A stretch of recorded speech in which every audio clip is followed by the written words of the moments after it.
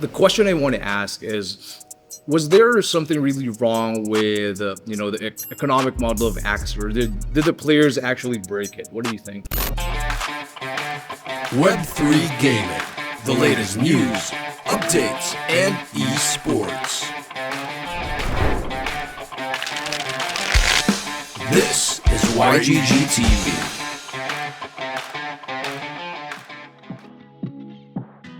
Popular blockchain game Axie Infinity has experienced a lot of ups and downs throughout 2022. And despite the bearish turn of events in the overall crypto market, Sky Mavis has continued to focus on gameplay experience and content as the team continues to build the game along with their loyal community. So, Luis, we've seen Axie Infinity since day one. And, for the time, this was, the heart of the community of YGG. On the flip side of things, we know that the team has the community in mind. The priority is to push out a really good IP and a really good game that everyone will be playing for a long time. So the question I want to ask is, was there something really wrong with, the economic model of Axie, or did the players actually break it? What do you think? It's really important to remember that even according to the initial white paper of Axie Infinity, so this was the first thing they wrote back when the game wasn't even a thing yet, they actually did mention that they were always intending to use SLP as a way to incentivize new players to get into the space. Now, what happened was the incentive worked really well.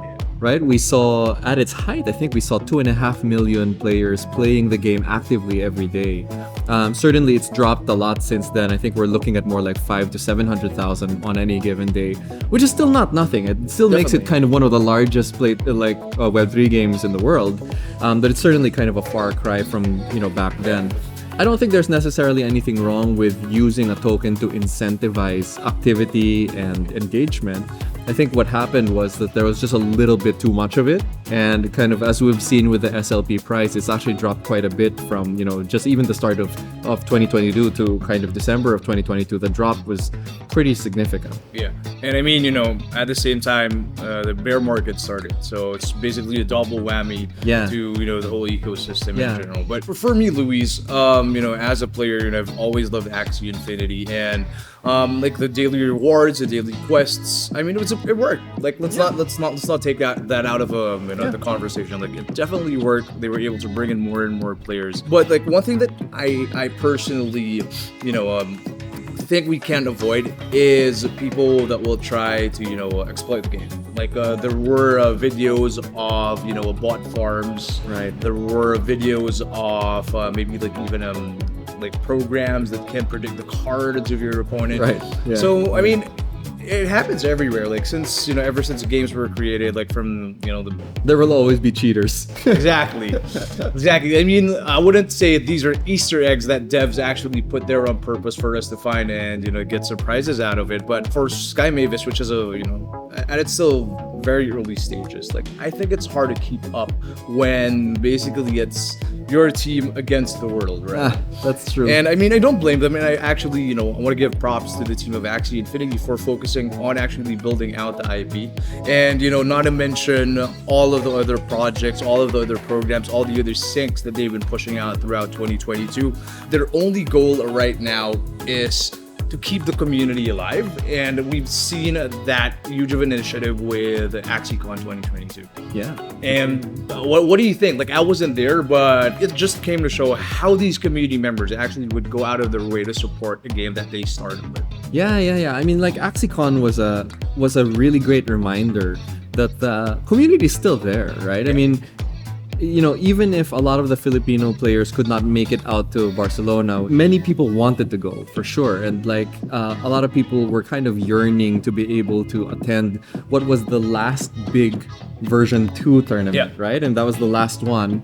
And then after that, every tournament for Axie was going to be version 3 or Origins. So that was kind of a really nice kind of way to bookend, that era of Axie Infinity. And we're kind of in a new phase right now. People like to say that, Axie's day is over. Yeah. I think that, for a lot of, I use this analogy a lot. It took Microsoft 3 attempts before they got to the Xbox 360. So like not everyone gets it right the first time. In fact, very few people get it right the first time. You've got 2 major problems there. One is you have to design a game that's great and fun and competitive, and the other is you have to design a token economics model that actually makes sense and is sustainable. Both of those 2 things are hard, so doing them together for a single platform makes it even way harder. So their job is very difficult. I mean, you know, like I'd say like they did it once, so what's stopping them from actually like pulling it off again, right? I mean, you know, in the right market conditions, that I'm hopeful that, you know, we get to see a perfect balance between, you know, the players who are actually playing and also like, let's say like guilds who are in it for, you know, the communities and actually like even adding a layer of social work. I think we're still very early. Definitely, I couldn't say that enough. I mean, it's a bit too cliche, but if we're looking at other games that have you know, have been building like let's say IPs as simple as, I don't know, like a Modern Warfare, Call of Duty, like these are, you know, like versions and versions away from what it was when it was first released. Oh yeah. And like during AxieCon, that's when we actually got a taste, or finally, you know, officially launched Origins. Yeah. And now like we've seen our player base shift from casual gamers to actually guys who put in the time and effort and, you know, even take it up a notch and are now actually quote-unquote like professional Web3 esports players. Yeah, and I think that's what you really want to hope for, because you know, Web3 gaming, if it ever wants to be taken kind of as seriously as traditional gaming, you have to have a thriving esports scene with a real prize pool, with real professionals and real coaches all trying to kind of win, right? So I think for us, AxieCon was the kind of the milestone event. And then kind of just a couple months after that, we had Axie Open Manila, which was kind of another similarly prized kind of competition. That had another 256 players participating in it. And it was not just Filipinos. It was like players from all over the world flying in. We were both there. Like I've been telling everyone that it felt like, you know, the early days of Counter-Strike. When the esports, like basically the esports department of Counter-Strike was starting to pop off, we've slowly been seeing, you know, individual teams come in their jerseys for the first time. And that actually happened just like a couple of weeks ago, right? I'm confident in what they're trying to do.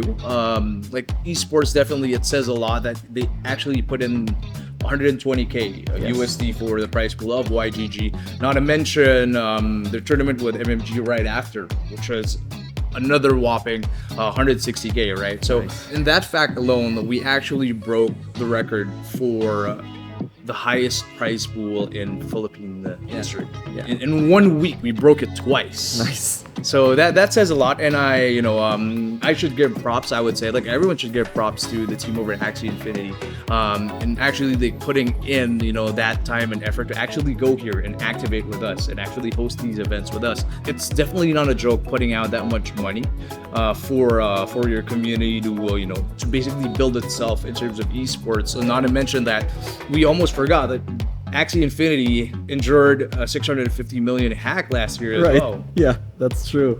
I mean, unfortunately, these things do happen. I don't want to downplay it like it was a small incident. It was certainly a large incident. But I guess maybe what I'll say there is that, you know, for the people who are worried that it was some kind of flaw in blockchain technology itself, it was actually later proven through the investigation that it was actually social engineering.